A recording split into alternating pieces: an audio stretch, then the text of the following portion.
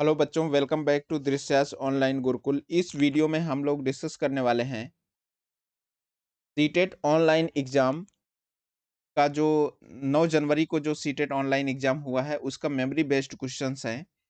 ये paper 1 mathematics के questions हैं जो बच्चों ने बताया है, जो क्वेश्चंस कुछ कलेक्ट कर पाए हम लोग उन सारे क्वेश्चंस को हम लोग डिस्कस करेंगे। और इसमें देखिए, सबसे पहले हम फर्स्ट क्वेश्चन को लेते हैं, देखते हैं फर्स्ट क्वेश्चन क्या है। तो इसमें फर्स्ट क्वेश्चन देखिए, इसमें फर्स्ट क्वेश्चन है what is the sum of the place value of 9 and face value of 7 for the given number. तो नंबर क्या है आपका? नंबर है 5, 9, 6, 7, 2। पहला कह रहा है सम निकालना है, हमको जोड़ निकालना है। किसका? Place value of 9। Place value of 9 ये है 9, तो इसकी प्लेस वैल्यू क्या है? प्लेस वैल्यू है 9 लिखिए, उसके राइट साइड में जितने डिजिट है उतना जीरो। तो मतलब इसका प्लेस वैल्यू क्या हो गया? प्लेस वैल्यू 9 का जो प्लेस वैल्यू हो गया 9000 हो गया। अब देखिए क्या है, फिर निकालना है फेस वैल्यू ऑफ 7। 7 का जो फेस वैल्यू है वो क्या है? 7 का फेस वैल्यू वही डिजिट होगी, सेम सेम होगी। तो ये है आपका 7। अब इन दोनों को हमको क्या करना है? ऐड कर देना है, सिंपली जोड़ देना है। तो 9000 में क्या जोड़ना है? 7 जोड़ देंगे तो सीधे क्या आ जाएगा? 9007। तो 9007 जो है इसका आंसर हो जाएगा। तो इस तरीके से आप समझ गए होंगे कि प्लेस वैल्यू क्या होगी और दूसरा आपका फेस वैल्यू क्या होगी। फेस वैल्यू में वही डिजिट होती है जो जो डिजिट लिखी होती है। प्लेस वैल्यू में उसकी पोजीशन होती है, जो जिस पोजीशन पर वो है। ठीक है? तो ये हो गया आपका, ये क्वेश्चन हम लोगों ने कवर कर लिया। इस तरीके से क्वेश्चन रिपीट हो रहे हैं, आप देख लीजिए, इसको अच्छे से कर लीजिए। आगे हम बढ़ते हैं नेक्स्ट क्वेश्चन की तरफ। नेक्स्ट क्वेश्चन को देखते हैं कि नेक्स्ट क्वेश्चन कैसा आया हुआ है। इसमें देखिए, ये क्वेश्चन है the length of a rectangle is halved while the breadth is tripled. What what what is the percentage change in area. ठीक है, एक आपके पास क्या है, एक आयत है। आयत की लंबाई को आधी कर दी गई और उसकी चौड़ाई को 3 गुनी कर दी गई। तो इसमें बताना है कि एरिया में जो परसेंटेज चेंज है वो क्या हुआ है, ये चीज आपको बताना है। ठीक, तो इस क्वेश्चन को चलिए हम लोग करते हैं, देखते हैं कितना आएगा। अगर आपको हमारे चैनल का कंटेंट किसी भी तरीके से अच्छा लग रहा है तो आप चैनल को सब्सक्राइब करना ना भूलें। तो चलिए हम लोग देखते हैं इस क्वेश्चन को। एक हमारे पास देखिए ये आयत है, सपोज करिए ये आयत है जिसकी लंबाई L है और चौड़ाई आपको B गिवन है। ठीक, तो आयत का क्षेत्रफल जो होगा डेल्टा वन क्या होगा? लंबाई और गुणे चौड़ाई। ठीक है, मतलब जो क्षेत्रफल होगा L इंटू बी हो जाएगा, इसमें कोई डाउट नहीं। अब दूसरे केस में क्या कह रहा है? दूसरे केस में कह रहा है कि जो अब जो है लंबाई जो है उसकी आधी कर दी गई। चलो इसको आधी कर देते हैं तो L/2 कर देंगे। अब ब्रेड्थ कितनी कर दी गई? 3 गुना कर दी गई, तो इसको 3b कर देते हैं। अब क्षेत्रफल निकाल लो। अब क्षेत्रफल क्या होगा? लंबाई गुणे चौड़ाई, मतलब L/2। ठीक है, और इंटू 3b। तो इसका मतलब हो गया 3/2 L इन, नया क्षेत्रफल ये आ गया। अब कह रहा है कि परसेंटेज चेंज कितना होगा। ठीक है, percentage change, percentage percentage change कितना होगा? परसेंटेज चेंज क्या होगा? ध्यान दीजिए, परसेंटेज चेंज पहले क्या था हमारी वैल्यू? पहले वैल्यू थी LB, पहला जो क्षेत्रफल था। बाद का जो क्षेत्रफल आया बाद का जो फाइनल क्षेत्रफल आया कितना आया 3/2 LB माइनस कितना पहले का क्षेत्रफल LB बटे LB इंटू 100। ठीक, तो इस तरीके से कितना हो गया,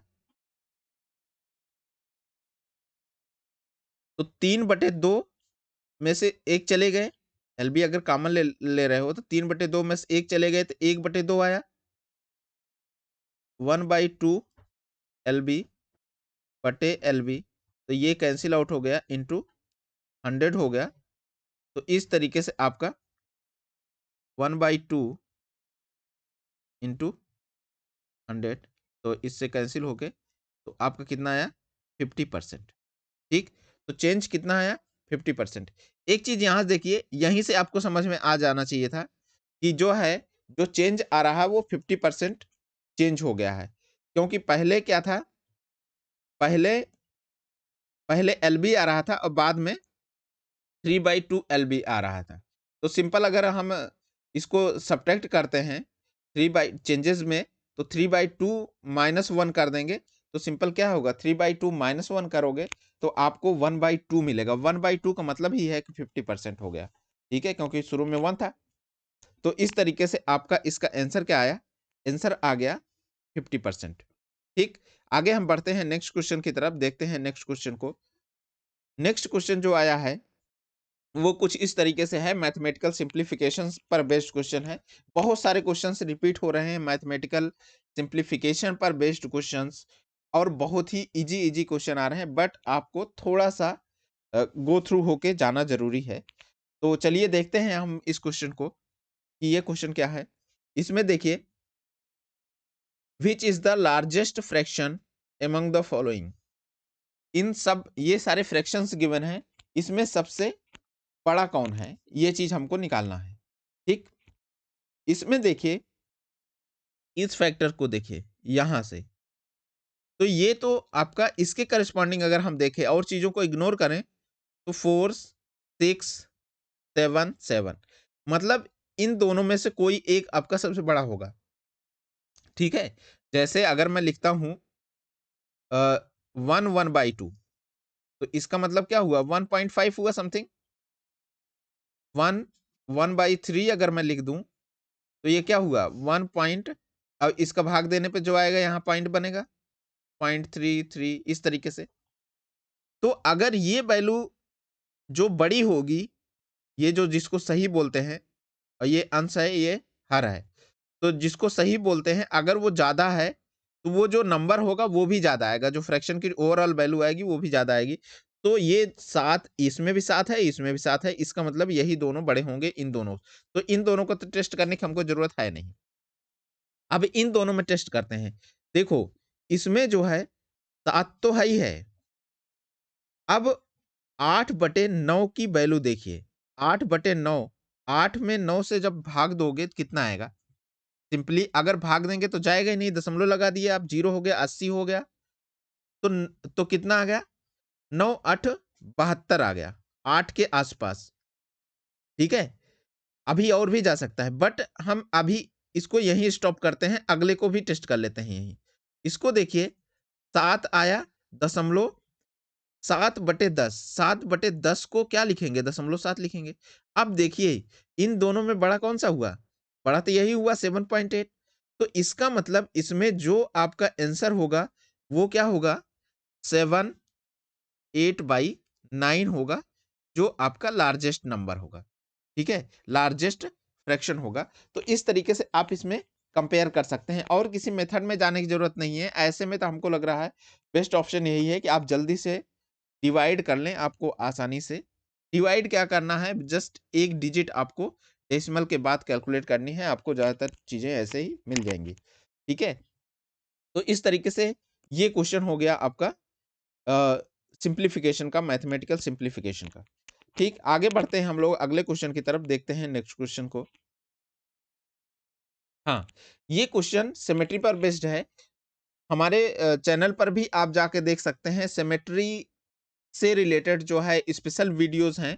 सिर्फ सिमेट्री ही नहीं, बहुत सारे ऐसे टॉपिक्स हैं जो टॉपिक कवर किए गए हैं, सिर्फ कॉन्सेप्ट भी उसमें दिया गया है, विद एग्जांपल उनके सॉल्यूशंस भी हैं। और और क्वेश्चंस का बहुत ही अच्छा कलेक्शन हमारे चैनल पर अवेलेबल है, आप जाके उसे चेक कर सकते हैं। विद थियरी बहुत ही अच्छे तरीके से एक्सप्लेन किया गया है और आपके लिए हेल्पफुल होगा। तो तो चलिए हम लोग देखते हैं, आगे बढ़ते हैं, इस क्वेश्चन को सॉल्व करते हैं। ये सिमेट्री बेस्ड क्वेश्चन है। तो how many lines of symmetry are there in a square.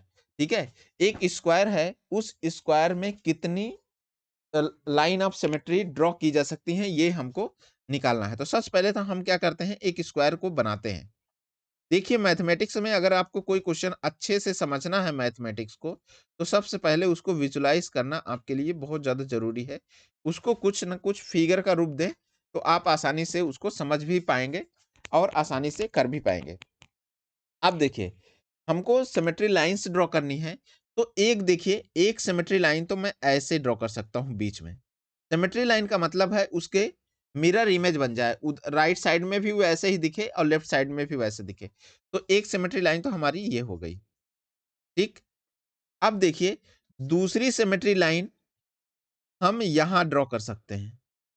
इधर से देखोगे तो ये आपका ये दूसरी सिमेट्री लाइन हो गया। अब आप सोचिए और कहां ड्रॉ कर सकते हैं। अगर आप ध्यान दें, क्योंकि ये स्क्वायर है, तो हम डायगोनल्स पर भी एक ड्रॉ कर सकते हैं सिमेट्री लाइन। तो ये आपकी तीसरी हो गई। सेम इसी तरीके से दूसरा भी डायगोनल है, जिस पर हम एक लाइन ड्रॉ कर सकते हैं। तो ये आपका चौथी लाइन हो गई। क्या इसके अलावा कोई लाइन आप ड्रॉ कर सकते हैं? बिल्कुल नहीं। तो इस तरीके से हम लोगों के पास जो सिमेट्री लाइन्स हो गई स्क्वायर में, वो कितनी हो गई? 4 सिमेट्री लाइन्स हो गई। ठीक है? तो ये काफ़ी इंपॉर्टेंट है, बस आपको आना चाहिए, समझ में आना चाहिए किस तरीके से चीज़ें हो रही हैं। ठीक है? तो आगे बढ़ते हैं हम लोग। तो आप देखिए, अगर सपोज करिए ये क्वेश्चन कुछ इस तरीके से होता कि एक आपका आपके पास रेक्टेंगल है, आयत है, ठीक है? आयत है, तो बताइए सिमेट्री लाइंस कितनी होगी? Symmetry symmetry lines symmetry lines कितनी होगी? आपको बताना है और ये है आयत। ये आप कमेंट बॉक्स में कमेंट कर सकते हैं।